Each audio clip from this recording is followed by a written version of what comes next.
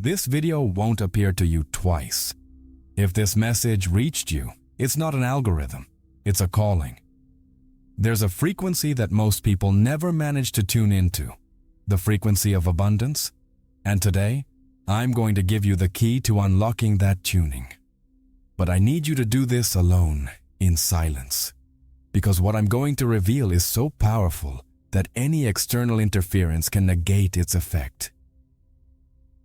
In the next few seconds, I'm going to show you the invisible barrier that has kept you trapped in a cycle of scarcity your whole life. And just by understanding this, your reality will already begin to change. Stay with me until the end, because the secret to rewriting your destiny is hidden in the last step. If you are ready to awaken, comment. My frequency is changing. Have you ever had that feeling? A sudden shiver? A moment of silence amidst the chaos, where it seems the universe is trying to tell you something. It's not madness. It's not imagination. If these words are before your eyes now, it's because that silent dialogue has finally been completed. Think of it not as chance, but as a prearranged encounter. You have been walking, perhaps for years, emitting a signal, a silent search for something more. A yearning for answers that didn't always take the form of a question. And now, the right frequency has been found. The ancients had a poetic way of saying this. Wisdom only knocks on the door of those who were already waiting for it, even without knowing it.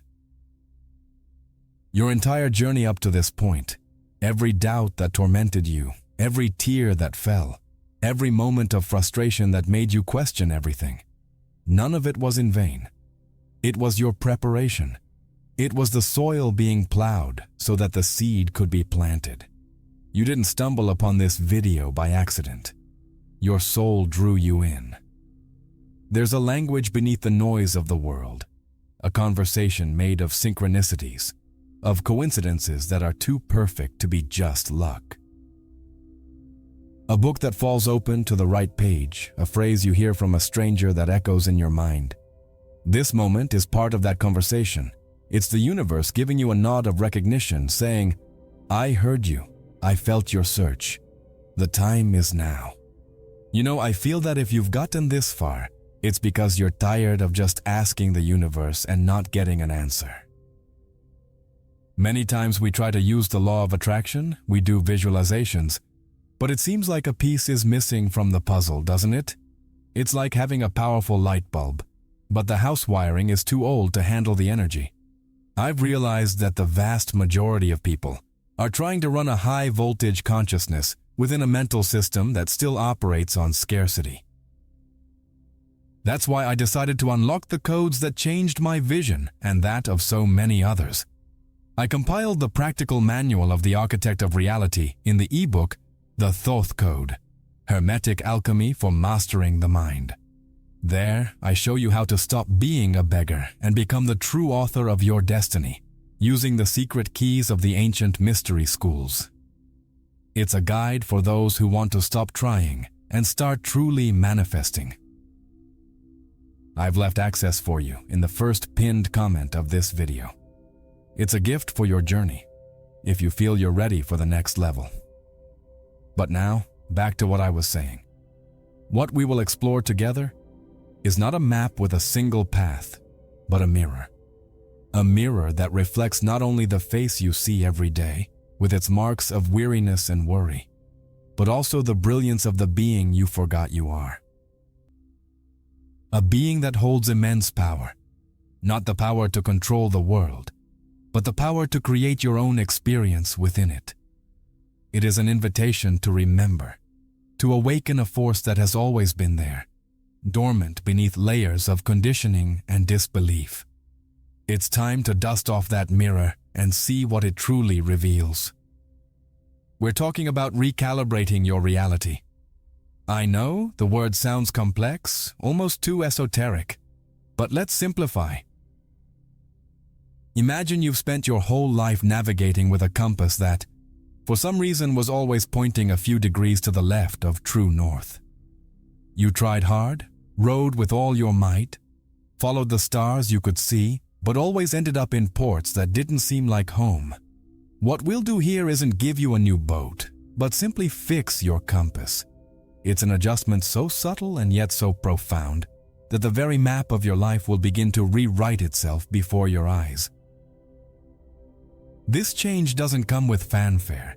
Don't expect thunder or a blinding light. It begins as a murmur in the silence of your soul. It's a new perception, a small spark of truth that, once ignited, illuminates the entire room. It's like waking from a very long dream and, for a moment, not recognizing the room you're in. Your current reality, with its limiting walls and windows that only show the same landscape, is this room. You've grown accustomed to it, but a part of you, the part that still dreams, has always known there was a vast, sunny world outside. This message is the sliver of light under the door. Many of us spend our entire lives banging our heads against a brick wall, trying to change the world outside. We fight against circumstances, blame the economy, the government, the past. It's a losing, exhausting battle. It's like trying to straighten your hair by only altering your reflection in the mirror. The great secret, kept under lock and key for millennia, is that real transformation is an inside-out process. You don't change the reflection, you change yourself. And the reflection has no choice but to follow. It's a power reversal so simple and at the same time so radical that our logical minds short-circuit. But before we get the tools for this inner transformation, we need to be honest and look at what's holding us back. Why does life, for so many of us, seem like an endless rerun of the same movie of struggle and frustration? It's not for lack of willpower or hard work. It's because of a barrier, an invisible barrier, silent, but stronger than any concrete wall. It was built within us, without our permission since childhood. And it operates in the shadows of our minds, whispering our limits, defining the size of our cage, without us even noticing we're trapped. This barrier has a name, and understanding its mechanism is the first step towards freedom. This barrier, this static on the radio of our soul, has a name. It's the vibration of scarcity. And please don't think I'm just talking about money. I'm talking about something much deeper. The scarcity of time, of joy, of self-love, of inner peace. It's that nagging feeling deep in your chest that something is always missing. That happiness is always just around the corner, a corner that never arrives. Imagine abundance as a vast and powerful river, flowing freely. Now imagine scarcity as that very same water, but frozen. It's a block of ice. The substance is the same, the water is all there, but its nature has been altered by one condition: the cold. And what is this coldness in our world? It is us. It is our own internal vibration. It is our chronic fears, our worries that we ruminate on day and night. The poisonous belief that we are not good enough, that we do not deserve it. All of this generates an energy field, a particular winter that freezes the flow of life around us. When you live in this state, you are, without words, shouting to the universe, "My reality is ice. My reality is difficulty, stagnation, lack." And the universe, like a perfect mirror that knows neither good nor evil, only reflects with frightening fidelity the image you emit. It gives you more ice.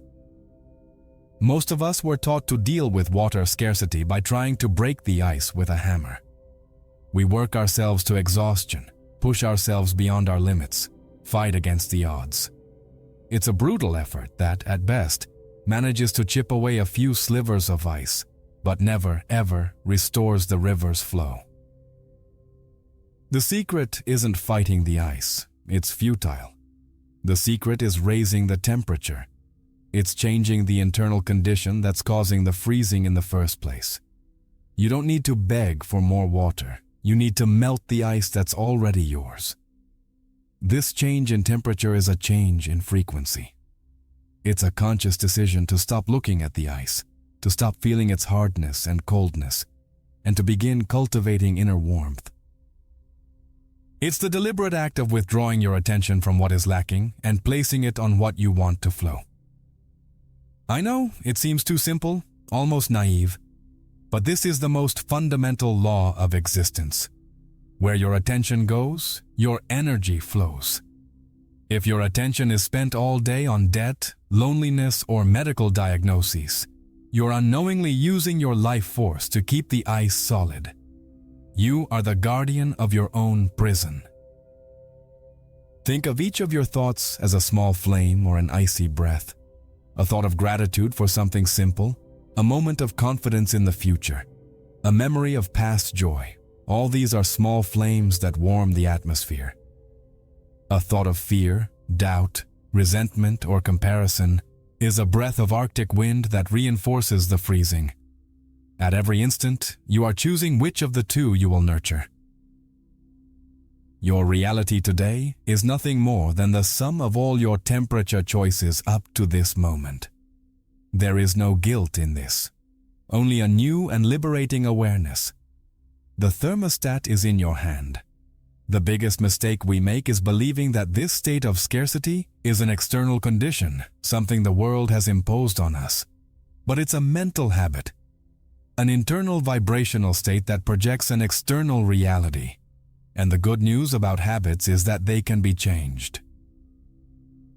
The problem is that we've been so conditioned to live in winter that we've forgotten the warmth of the sun on our skin. We've identified so much with the struggle that we've come to believe that's what life is all about. But the nature of the universe is flow. It's the river running free. Stagnation is an anomaly. The river wants to flow through you. And the most powerful tool to melt that ice, to raise your internal temperature and finally restore the flow, is something you already possess and use every second. It's not an expensive secret guarded by gurus. It's a force born within you, a power so fundamental it has become commonplace. It is with this tool that you write the script of your vibration, and learning to use it intentionally is what separates the person who skates on ice from the one who dances in the river's waters. This tool, this power you use every day, is the word. And I'm not just referring to the word that comes out of your mouth. I'm talking about something much more subtle and powerful. The silent word, the thought. Thoth, the ancient scribe of the gods, the architect of Egyptian wisdom, taught that each of our thoughts is a decree. Imagine you have a chisel and a hammer, and with each thought, you are carving a symbol into the stone of your reality. We are, at every moment, the scribes of our own existence, and most of us are doing this with our eyes closed, carving symbols of limitation without even realizing it. And here's the crux of the matter, the crucial point where almost all of us get lost. When you think with all the good intentions in the world, I want to have more money or I want to find love, what are you really carving into your reality? The word want is a declaration of absence. It's a decree of lack. You are affirming, with the force of your thought, that you, at this very moment, do not have it. And the universe, which is this perfect mirror, simply reflects that vibration back to you. It keeps you in a perpetual state of wanting, but never of having. The carrot is always hanging in front of you. The real turning point, the moment the game changes, is when you stop being the beggar pleading outside the palace and remember that you are the king who holds the key in your pocket. You stop asking and start decreeing. And please don't misunderstand this word. Decreeing has nothing to do with arrogance or giving orders to the universe. It's an act of alignment. It's the calm and silent certainty of someone who recognizes that what they desire already exists as a real possibility and simply chooses that possibility as their own. It's a tiny change in your inner language, but one that causes an earthquake in your vibration. But how do you do that? How do you declare I am prosperous when your bank account says otherwise, without your logical mind laughing at you?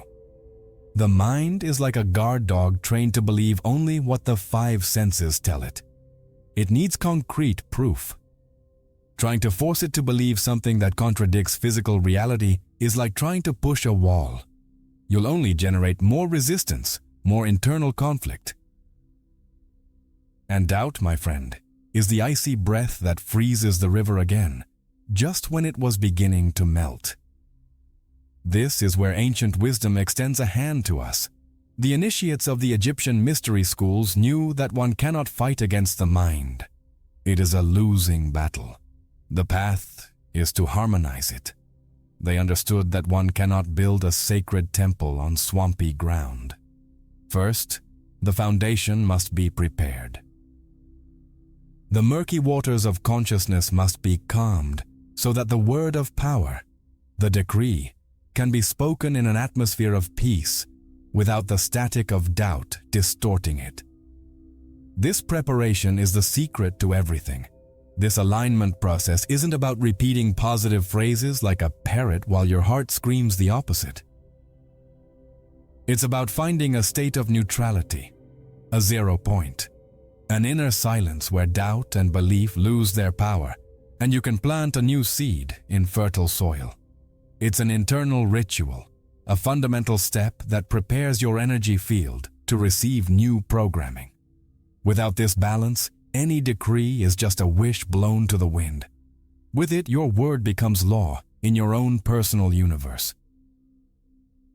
And this ritual, this technique for finding the point of equilibrium, requires nothing from the outside. It involves an invisible scale that we all carry within our hearts. It is an exercise in perception, an active meditation that allows us to place our illusions and fears on one side and the truth on the other, so that we can consciously choose which one will have more weight in our lives. It is the act of restoring cosmic order within ourselves before we ask it to manifest outside. To find this balance, let's connect with one of the most beautiful principles of Egyptian wisdom, Maat. Maat wasn't just a winged goddess. She was the personification of truth, order, and the balance that prevents the universe from collapsing into chaos. Legend says that after death, each person's heart was weighed on a scale against Maat's feather. If the heart, heavy with fears and lies, sank the scale, the soul's journey ended there. But if it was light as the feather, it would continue free.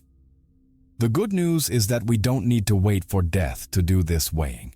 We can and should do it now. So, for a moment, close your eyes. Take a deep breath and bring your attention to the center of your chest. Visualize there, with as much detail as you can muster, an old two-pan balance made of polished gold. Feel its presence. Now, on one of the pans, begin to symbolically place all the weight you carry. You don't need to name each thing. Just feel it. Place there the weight of bills to pay, the fear of the future, the hurt of that betrayal, the voice in your head that says you're not good enough. Feel the real weight of it. See the pan descend, dense, dark. Just acknowledge, without judgment, the burden you have been carrying. Now, shift your attention to the other plate, the one up high. On it, with a gentle gesture of your imagination, place a single perfect white ostrich feather. This is the feather of Maat, the symbol of pure truth, of the lightness of the soul, of your essence before all stories and all fears. Look at this feather.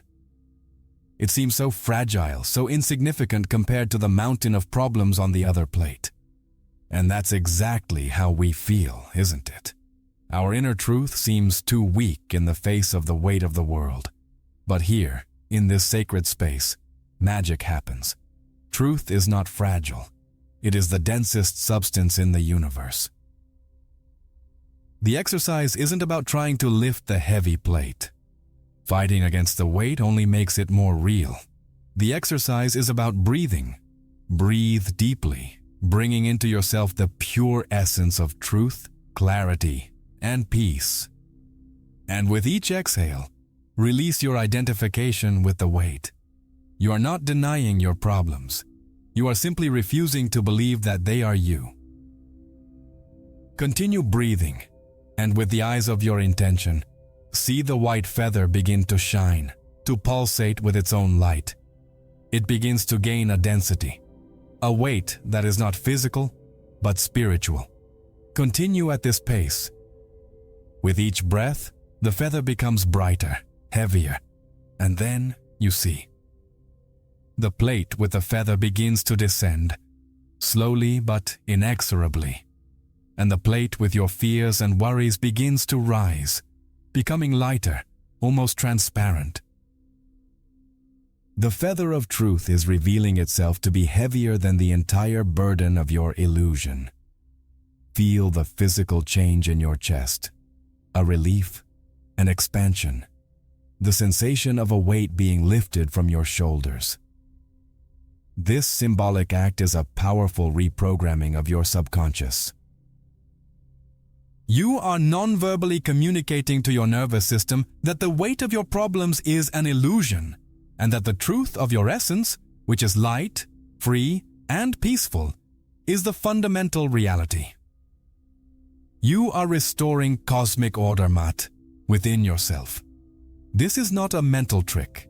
It is a profound energetic realignment. You are clearing and stabilizing the terrain of your consciousness so that you can finally build something new and lasting. You are calming the water so that you can see the bottom of the lake clearly. And with this balance restored, even if it only lasts a few minutes, something extraordinary happens. A door opens.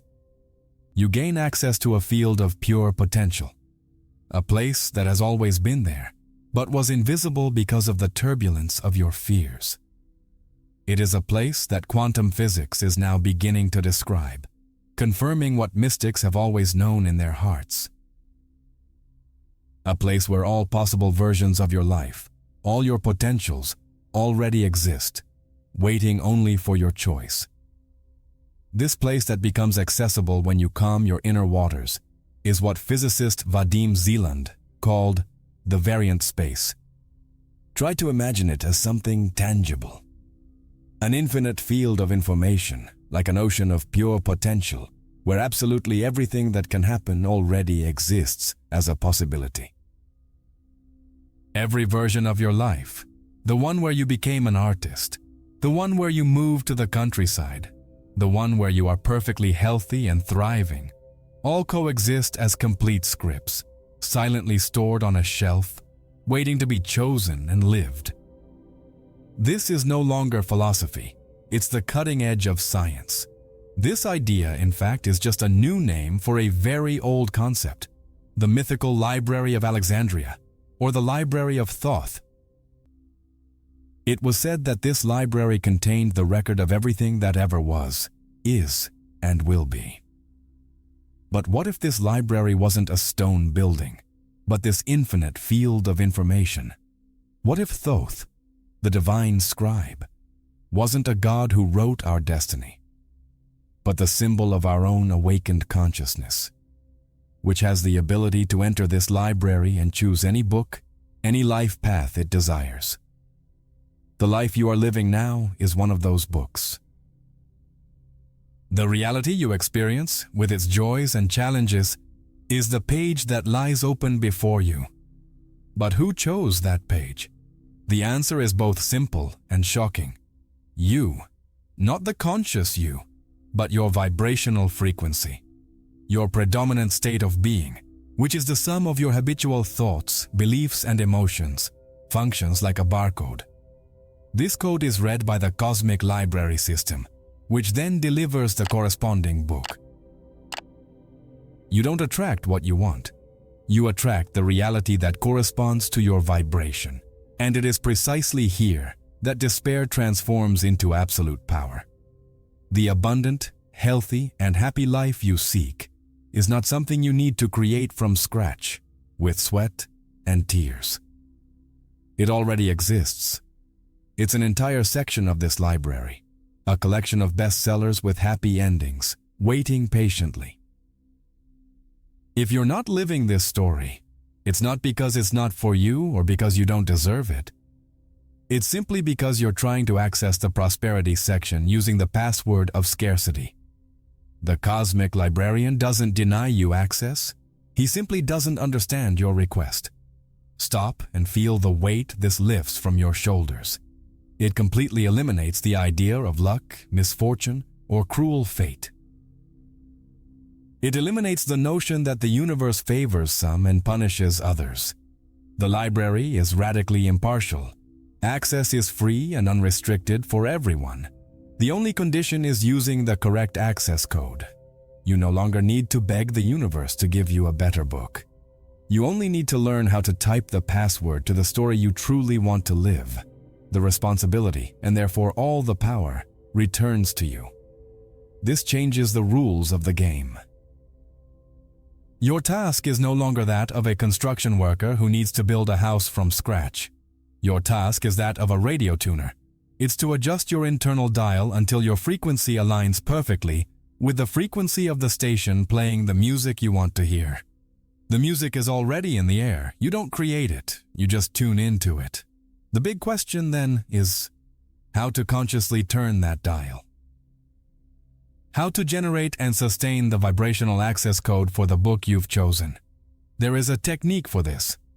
A way to immerse yourself in the frequency of your desired reality with such intensity that your body and the universe begin to believe it is already real. It's not just positive thinking.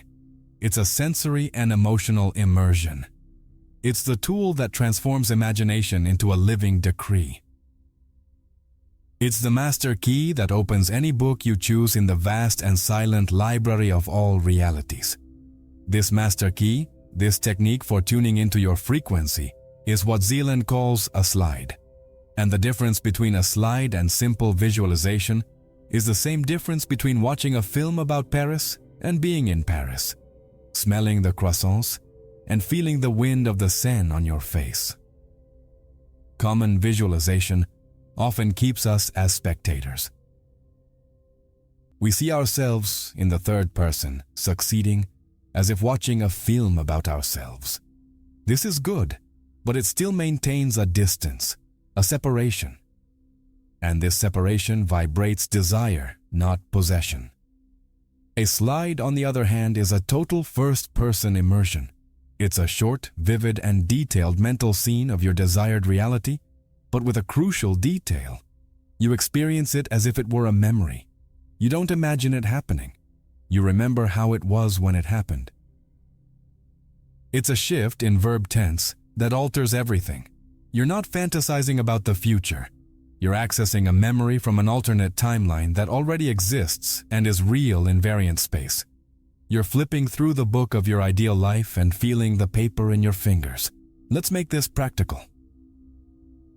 Instead of visualizing yourself winning the lottery, create a slide where you're looking at your online bank statement, seeing the balance with all those zeros, and feeling a calm and profound sense of security. Feel the mouse click, see the screen glow. The emotion isn't the euphoria of the moment you won, but the serene peace of someone who has become accustomed to having that financial security. It's the feeling of, yes, this is my reality now. You experience this scene as if it were the most normal and natural thing in the world. The secret of the slide is to carry it lightly in your mind, in the background, throughout the day. It's not an effort of concentration. It's like having a happy memory that visits you from time to time, bringing a smile to your face. While you wash the dishes, while you drive, the feeling of that already accomplished reality is there, warming your heart. You begin to breathe like the person who lives it. You begin to walk, to talk, to make small decisions from that state of being. The slide becomes your new internal coordinate, your new vibrational home. By doing this, you are continuously and consistently emitting the exact frequency of that life path you have chosen. You are typing the password for that book in the library without stopping. The universe, being a mirror, has no choice but to begin reflecting this new image back to you. That's when the coincidences begin. The right person calls you. The opportunity you needed appears out of nowhere. The outside world begins to move and reorganize itself to match the image you are holding with such clarity and feeling within. It's an inside-out process. You don't chase the butterfly. You tend to your garden, and the butterfly comes to you. The slide is the act of cultivating this inner garden. It's the tool that transforms passive imagination into an active and living decree. It's the bridge that connects the invisible world of possibilities to the visible world of your experience. It's the practical application of becoming the scribe of your reality, using the ink of your emotion and the pen of your focused attention. But even with this tool in hand, there's a saboteur, a silent enemy that can destroy your entire garden if you're not careful. This saboteur, this energy thief, is what Zealand calls pendulums. Don't imagine an evil entity. A pendulum is something much more common and subtle. It's an invisible energy structure, created and fueled by the thoughts and emotions of a group of people focused on the same thing. Think of the collective fear of a disease, the anger of a political debate, or even the fanaticism for a football team. Millions of people vibrating at the same frequency create a gigantic energy field, a pendulum which, to continue existing, needs to feed on more of that same energy. It needs you to feel fear, anger, or euphoria. They are everywhere. Envy, office gossip, the outrage fueled by the media, collective doubt about anything new or different. All of this forms pendulums. They swing around us, and their sole purpose is to grab our attention and drain our emotional energy. When you get irritated by a news story, when you engage in a pointless online argument, when you feel victimized by social injustice, you are literally plugging your power cord into a pendulum and feeding it. It gets stronger, and you invariably become weaker and more exhausted. Now, imagine what happens when you begin to do this inner work. You balance your scales, create your slide, and begin to vibrate at a frequency of confidence, peace, and abundance. For the pendulums of scarcity, doubt, and mediocrity, which feed on it's difficult, it won't work, who do you think you are? Your new vibration is an anomaly. It's a light on in a room that should be dark, and the first reaction of a pendulum is to try to extinguish that light. It needs to pull you back to the consensual frequency, to the normal reality where everyone complains and nothing works out. And what is the easiest and most effective way for a pendulum to reach you? Through the people around you.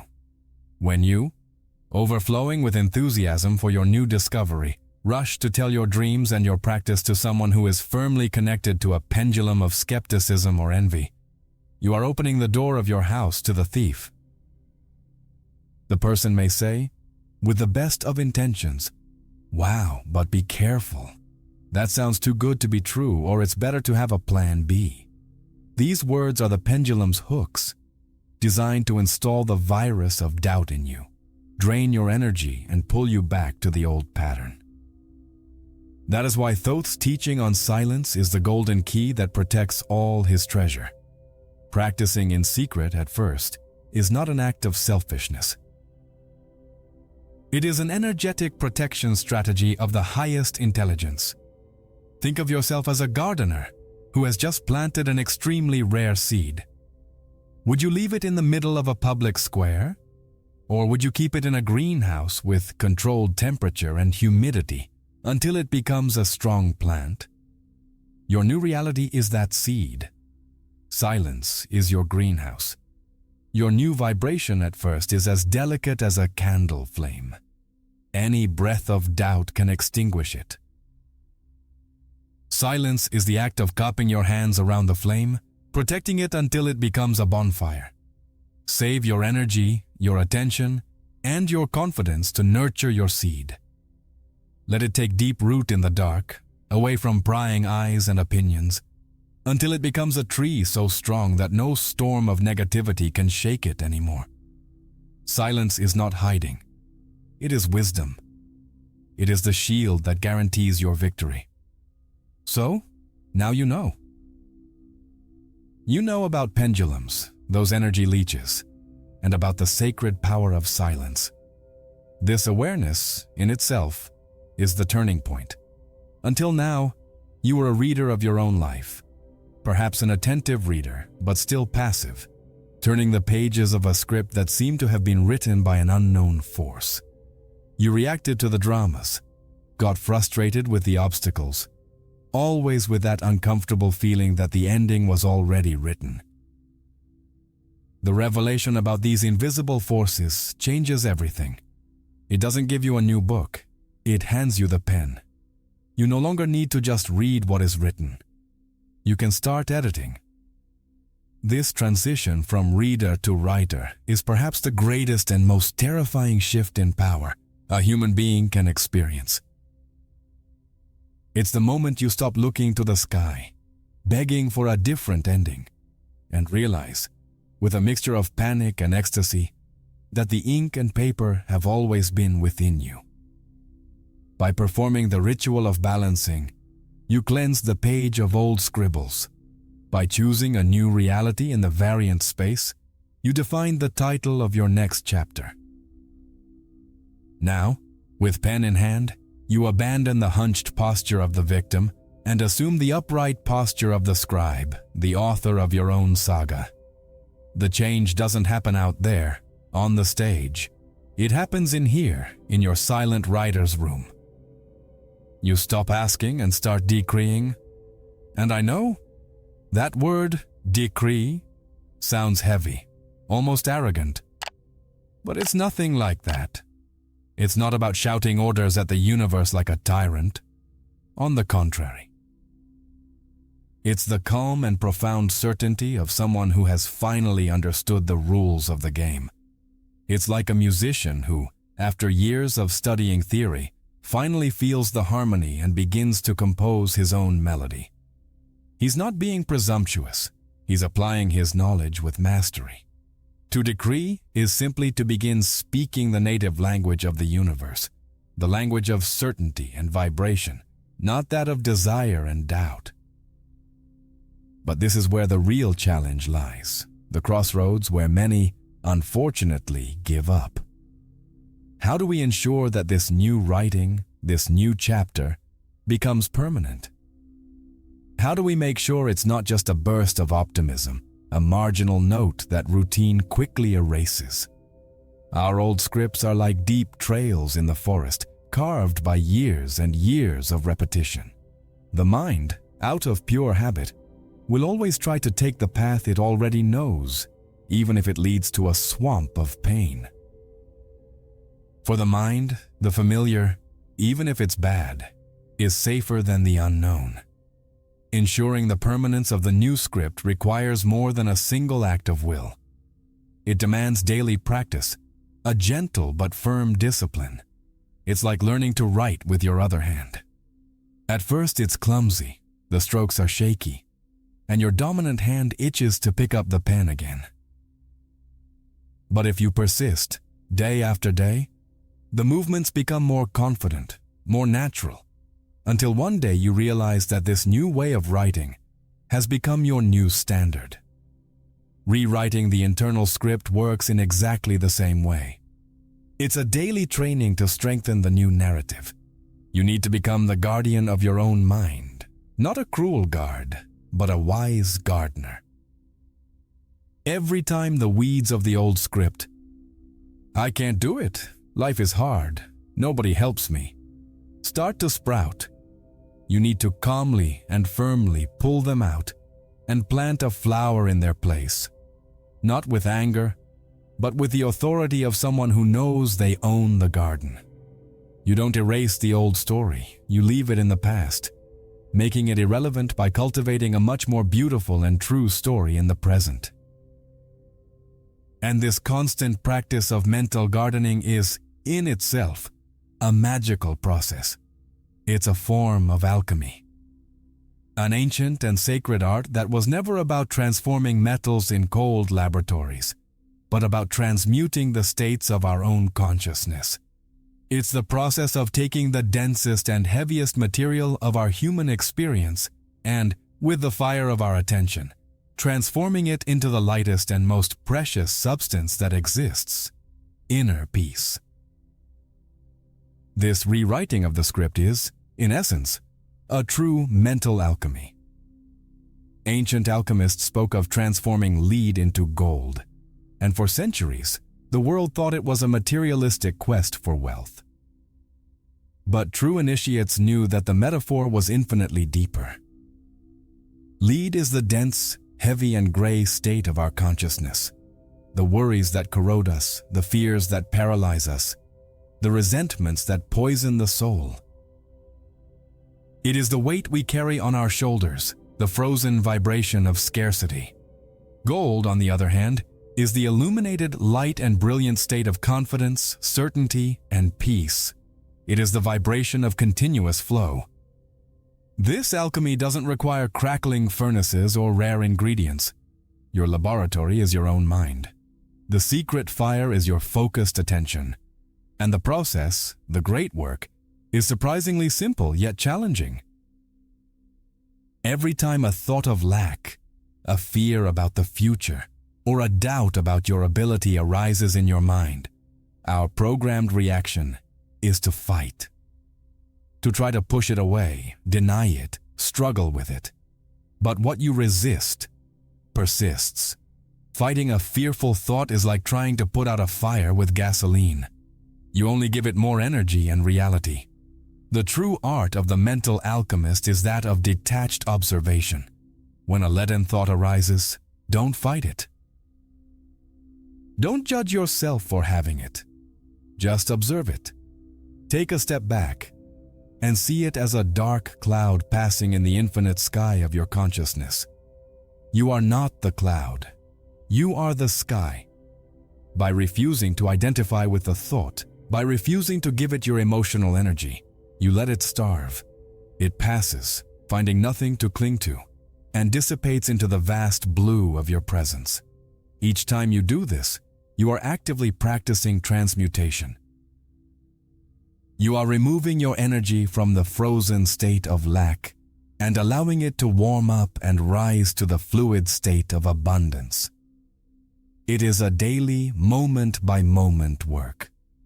It is the discipline of the scribe who, when revising their text, wisely chooses which words to keep and which to cross out. Each thought of fear that you observe without reacting is a small alchemical victory. Each time you choose not to feed anxiety, you are transforming an ounce of lead into an ounce of gold. With time and repetition, this practice changes your brain chemistry and the signature of your energy field. The state of confidence and peace ceases to be something you need to strive to achieve and becomes your natural state, your starting point. Lead becomes increasingly rare in your inner laboratory, and gold, increasingly abundant. You don't eliminate the possibility of fear or doubt appearing, but they completely lose their power over you. They become merely passing clouds that can no longer hide the brilliance of your inner sun. This is the real work. It's not glamorous. It doesn't happen overnight. It's a silent, intimate practice of self-mastery. It's the middle path, not of repression or indulgence, but of conscious observation. It's true spiritual discipline. And when you become proficient in this inner alchemy, you're ready for the next step. Not just stopping feeding the negative, but actively amplifying the positive with a pure energy technique. And to achieve this, we will connect directly with the very substance of abundance in its most primordial and limitless form. We will open the floodgates to a flow that not only melts any remaining ice, but also irrigates and fertilizes the entire garden of your new reality, causing the seeds you planted to flourish in ways you can hardly imagine. Now that you have become an alchemist of your own mind, the practice deepens. Find a moment of peace, a place where the world cannot reach you for a few minutes. Sit down, close your eyes, and breathe deeply, releasing the weight of the day. Let the external noises become a distant sound. Now, with the eyes of your imagination, look up to the dark velvet of the cosmos and see descending from there not a blinding light, but a gentle flow of golden, liquid light, like warm honey or molten gold, pulsating with life. This light is not just light. It is the very essence of universal abundance in its purest state, before it becomes anything else. It is the raw material of creation, the substance from which stars, perfect health, true wealth, and unconditional love are made. See this golden flow descending towards you, not overwhelmingly, but with infinite gentleness. Feel it touch the top of your head, your crown chakra, with a gentle warmth, a vibration of pure love. There is no effort. You don't need to do anything. Just allow it. Just open yourself to receive it. Feel this golden, liquid light slowly filling your brain, calming mental chatter, dissolving the cobwebs of worry. It descends through your throat, releasing the knots of words you never spoke, and fills your heart, melting away the armor of old hurts and fears. Feel your chest expand with a sense of peace you may not have felt in years. The light continues to descend, filling your solar plexus, your organs, every cell, every atom of your being, until your feet are bathed in this golden energy, and you are floating in it, safe and nourished. And here is the most important point of all. Don't try to give form to this light. Don't start visualizing money, cars, or a new relationship. Doing so would limit the infinite power of this flow. It would be like trying to fit the Pacific Ocean into a glass of water. Instead of visualizing objects, feel the sensation of abundance. Feel the sensation of relief, the sensation of security, the sensation of freedom. Feel what it's like to have all your needs met. Feel the peace of mind. Feel the joy of simply being. This golden light has no form because it is the potential for all forms. By bathing in it, you are not asking for a specific thing. You are tuning into the frequency of the source of all things. You are aligning yourself with the very principle of life, which is always abundant, always expansive. It is a vibrational recalibration at the deepest level.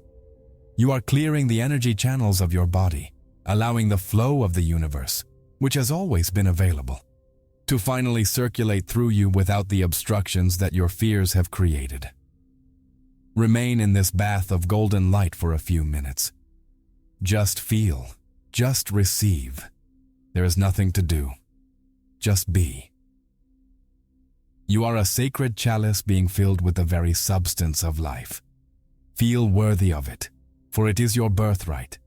Feel deserving, for you are an expression of the same universe that generates this light. You are not connecting with something outside. You are reconnecting with the truest and most divine part of yourself.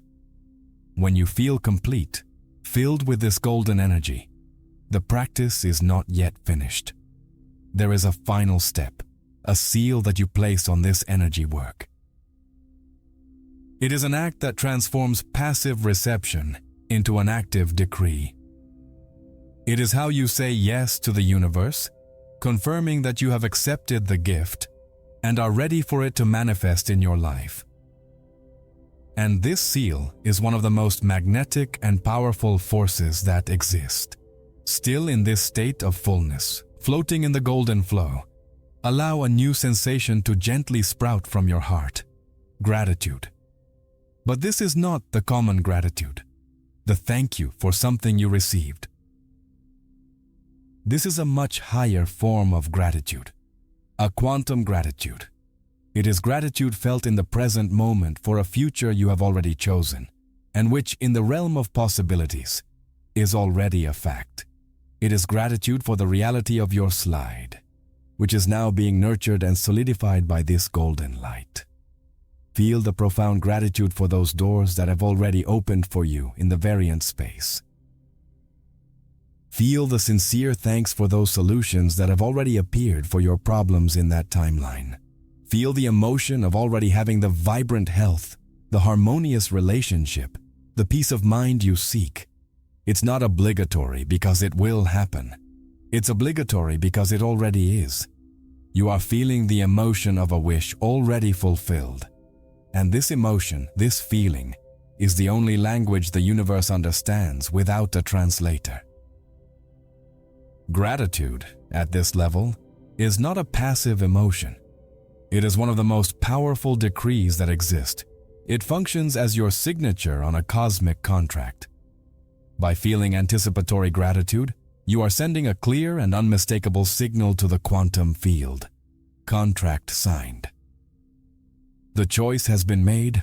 The transaction has been completed in my inner world. I am ready to receive it in the outer world. It is the final seal that confirms and stabilizes your new frequency, making it dominant. The universe doesn't respond well to words of desire because they vibrate with lack, but it responds instantly to the vibration of gratitude. Gratitude is the frequency of receiving. It's proof that you and your desire are finally on the same wavelength. When you feel gratitude, you become a magnet for more and more things to be grateful for.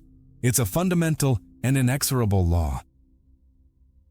You are closing the energy circuit. You chose with your slide. You aligned yourself with alchemy and the golden flow. And now you confirm the receiving with gratitude.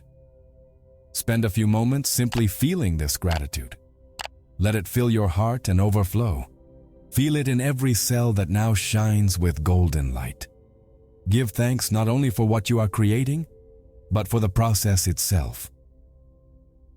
Give thanks for the awareness you have gained, for the opportunity to be the author of your life. Gratitude is the magic that transforms what we have into enough and more. It is what transforms denial into acceptance, chaos into order, confusion into clarity. It can transform a simple meal into a banquet, a house into a home, a stranger into a friend. This combined practice, the golden flow followed by decreatory gratitude, is immensely powerful. It raises your frequency to a level you may never have experienced before. Your energy becomes vibrant, pure, luminous. And that's precisely why, after doing this work, you become incredibly magnetic, but also, paradoxically, incredibly vulnerable. And the need to protect this new and delicate vibration becomes more crucial than ever. Which brings us back with an even deeper understanding to the wisdom of silence. Now, silence is not just a recommendation. It becomes an absolute necessity, a sacred discipline to protect the treasure you have just cultivated. It is the step that ensures all this work is not wasted, that your golden seed is not ripped from the earth before it even has a chance to sprout. After such a profound practice, your energy is in a special state. Think of it as a perfectly tuned violin string, resonating with a pure, crystalline note. Or like a perfect dewdrop, balanced on the tip of a leaf at dawn. In this state, you are vibrant, magnetic, but also extremely susceptible to any external vibration. Your energy is open, receptive. And that is why the need for silence, which we have already mentioned, now becomes absolutely critical. It is no longer a theory. It is a practical and immediate necessity. Talking about this experience, about your new vibration with someone who isn't aligned, who doesn't understand this journey, is like trying to play your perfect violin note in the middle of a jackhammer. The noise of doubt, skepticism, the other person's reality, will immediately drown out and throw your note out of tune. It's like taking your pure dewdrop and letting it fall into a mud puddle. The purity is instantly lost. The pendulums of doubt and negativity are masters at doing exactly that. Imagine you've just cultivated the rarest and most delicate orchid in the world in your private greenhouse. Would you take it for a walk in a snowstorm? Of course not. You would keep it protected, nurturing it until it was strong and resilient. Your new frequency is that orchid. Silence is your greenhouse. This isn't about hiding something shameful or being selfish. It's strategic wisdom. It's the conscious act of a guardian protecting their treasure. You are protecting the energetic investment you just made in yourself. Often, when we have a profound experience, our first impulse is to share it. We want others to feel what we feel, to understand. But this is a subtle trap of the ego. Most of the time, people aren't ready to listen, and their reaction, even if not malicious, can be devastating to your delicate energy. A simple look of disbelief, a skeptical question, a down-to-earth comment, all of this can be enough to create a fissure in your energy field and allow your precious energy to leak out. Silence, in this context, is a cocoon. It is the sacred space where your transformation can occur without interference. It is where the caterpillar becomes a butterfly. If you open the cocoon prematurely, trying to help the butterfly emerge, you kill it. It needs the struggle, the pressure, the time in the dark to develop the strength in its wings. Similarly, you need this period of silent gestation so that your new reality gains strength and substance, so that your vibrational wings become strong enough to fly, immune to the storms of the outside world. So, keep your practice to yourself. Treasure your profound experiences in your heart. Let them nourish you from within. Let the energy accumulate, consolidate, and strengthen. Silence is not empty. It is fertile. It is in silence that seeds germinate. Allow your new reality to develop in the dark, away from curious and skeptical eyes, until it is so strong, so real, that it manifests in the physical world in an unwavering way. And when that happens, you won't need to say a word. Your life will be the testament. Your peace, your joy, your freedom will be the proof. People will see the change in you, not because you talked about it, but because you lived it. And this leads us to the next step: how to take this practice, which seems like an isolated ritual, and weave it into the fabric of your daily life, transforming it not into something you do, but into something you are. This journey is not a weekend ritual. It's not a workshop you leave feeling energized and forget about on Monday. It's the beginning of a new state of being. The frequency of abundance cannot simply be visited. It needs to be inhabited. The goal is not to have moments of enlightenment, but to live an enlightened life. And that happens through integration. It's the process of bringing the sacred from your inner sanctuary into your kitchen, your work, your commute. It's about living the truth you've discovered, not just meditating on it. This means acting from a place of trust, even if the mirror of external reality still reflects your old self. The physical world has a certain lag, an inertia. It takes time to catch up with the change that has already happened inside you. And in that interval, you will be tested. The old reality will present its final arguments, an unexpected bill, a criticism, an obstacle. This is where most falter. They look outside, don't see the change, and conclude that nothing worked, returning to the old frequency out of pure impatience. Integration is the act of maintaining faith in this interval. It's about continuing to live and make decisions as the person you already are in your slide, regardless of what your 5 senses are telling you. If your slide is about being a calm and centered person, how would you react to being cut off in traffic? Breathe and choose calm? If your slide is about being prosperous, would you buy that item impulsively out of fear of scarcity? Or would you act with the tranquility of someone who knows there is always enough? You are teaching your body and mind how to feel at home in the new reality. You become a living ambassador of your own vision. And the most powerful way to do that is not by preaching to others, but simply by being. people will feel the difference. They will feel your calmness, your certainty, your new energy. You become a presence that uplifts the environment, not by trying, but simply by being. Your life becomes the message. People may not understand what you are doing, but they will be drawn to the peace you radiate. The universe loves congruence. It loves it when what you think, what you feel, and what you do sing the same song. When your actions in the physical world begin to match the vibration you are cultivating internally, you create a powerful resonance. It's as if two perfectly tuned sound waves meet and amplify each other. When your inner vibration and your outer actions are in harmony, manifestation becomes not only possible, but inevitable. This means observing your reactions throughout the day with compassionate vigilance. When impatience arises, remember the peace of your golden flow. When the fear of scarcity strikes, remember the certainty of your slide. Every moment of the day becomes an opportunity to practice. It's not about being perfect. I slip up all the time myself.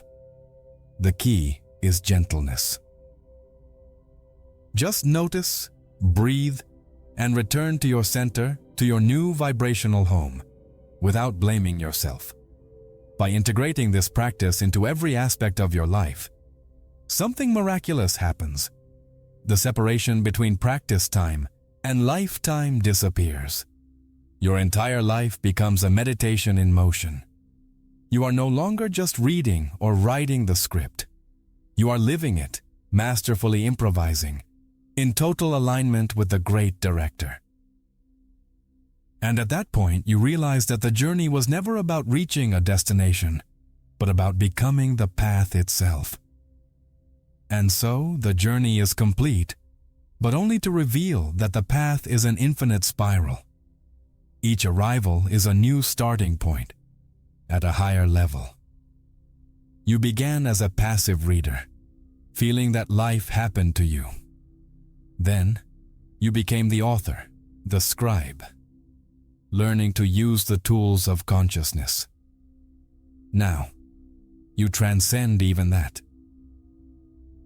You are no longer a passenger in the car of life, nor even just a driver. You realize that you are the car itself, the road and the landscape, all at once. You understood, not with your mind, but in every fiber of your being, that abundance is not something to be hunted. It is not a prize at the end of a competition. It is simply a frequency to be embodied, a state of being to be inhabited.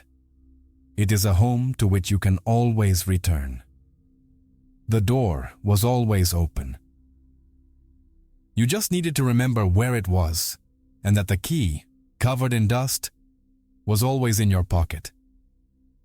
With the wisdom of Thoth as your map and the tools of new consciousness as your compass, you now navigate the ocean of variant space with mastery. You are no longer a boat adrift, tossed about by the waves of the pendulums. You are the captain of your ship, choosing your destiny and adjusting your sails to catch the winds of the universe. Sometimes the sea gets rough, of course, but now you know how to read the stars. You know how to get back on course. The scribe has awakened. This means that the part of you that writes reality, which previously operated on autopilot, is now conscious. You have awakened to your power, your responsibility, and your freedom. You can no longer, in good conscience, blame the world or the past.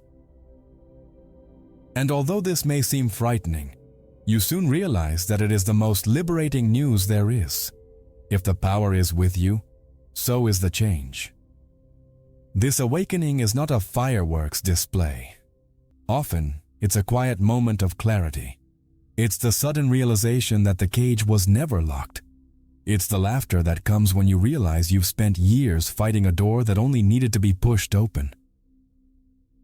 It's the peace that floods your being when you finally stop fighting and simply allow life to flow through you, not against you. You are no longer the same. The person who began this journey is not the same person who is here now. A seed has been planted. A new consciousness has been born. You may try to go back to sleep, but you won't be able to. Once you see the truth, you can no longer unsee it. The light has been turned on in the room, and even if you close your eyes, you know it's there.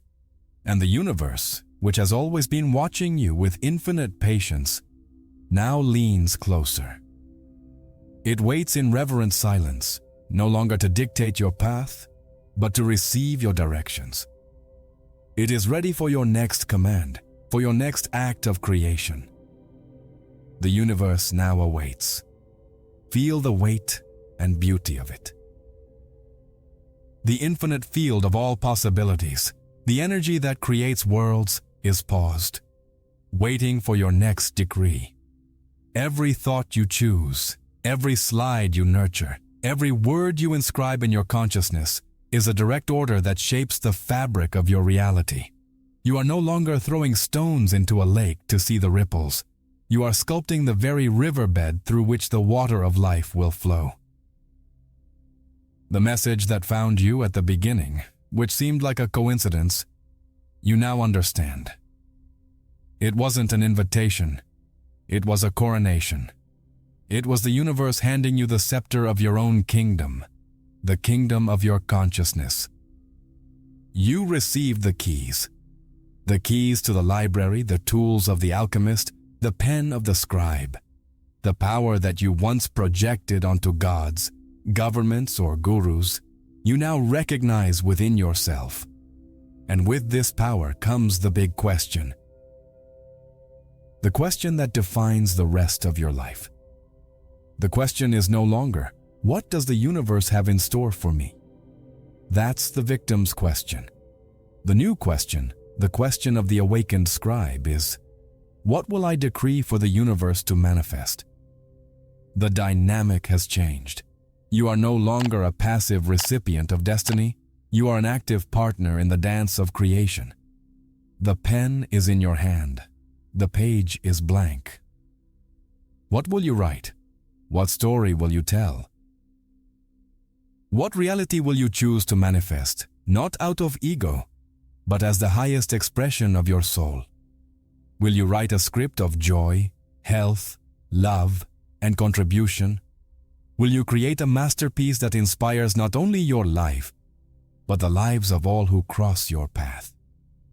The choice is yours. Remember your divinity. Remember that you are a spark of the Creator, endowed with the same capacity to create.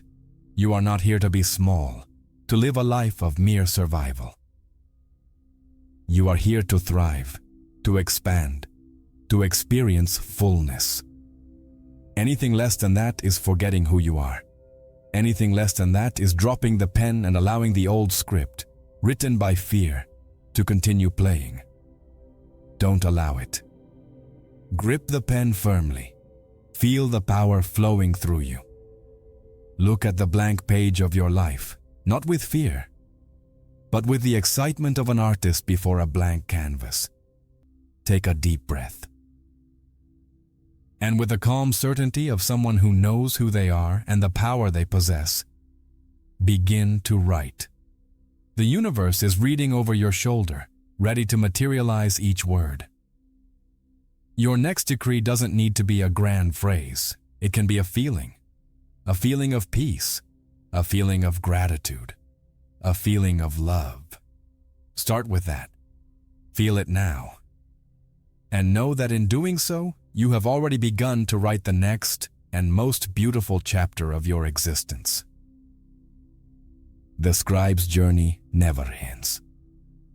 It only becomes more and more beautiful with each new page. Write. If you felt the calling from this video and want to see our mission continue, the most beautiful way to support us is through an exchange of energy. We have prepared 2 profound resources for you: the ebooks, the Thoth Code, and the Monad Code. In them, we deliver the heart of our knowledge about mental alchemy, vitality, and the laws of consciousness. By purchasing these ebooks, you're not only seeking knowledge, you're making a real contribution to ensuring that this channel does not stop. It is our most sincere offering into your hands, in exchange for the breath we need to continue awakening consciousness. The link to access both materials is in the first pinned comment. Thank you so much for your help and for walking alongside us.